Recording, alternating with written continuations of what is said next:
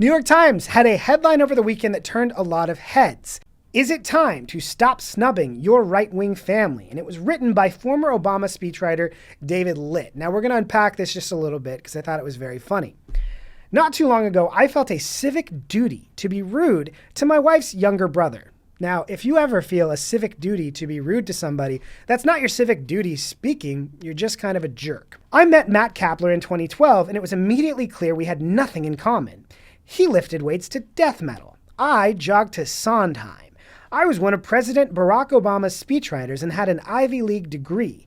He was a huge Joe Rogan fan and went on to get his electrician's license. So again, the juxtaposition here of explaining why he is better than this brother-in-law highlights why Democrats are in such a tough position. This goes back to the Obama years, as Democrats started shifting more and more towards that elitist position of either you agree with me and everything I have to say, or you are lesser. Now, the story overall has a valuable lesson. He learns to love his brother-in-law despite his toxic conservatism because they go surfing together and enjoy their time together. But earlier in the story, there's a moment where he thinks about breaking off all contact altogether because the brother-in-law had some concerns and questions about vaccinations. He writes, "My frostiness wasn't personal, it was strategic. Being unfriendly to people who turned down the vaccine felt like the right thing to do. How else could we motivate them to mend their ways?" So once again, he's approaching this from a position of, I know more than you and am better than you, and it is my responsibility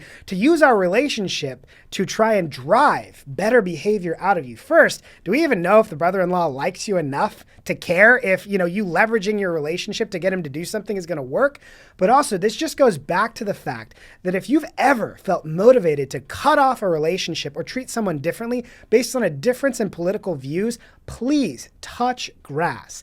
Get outside. The differences we have in political views and understandings are really what makes this country work. So please, again, touch some grass, get outside, and enjoy life a little more.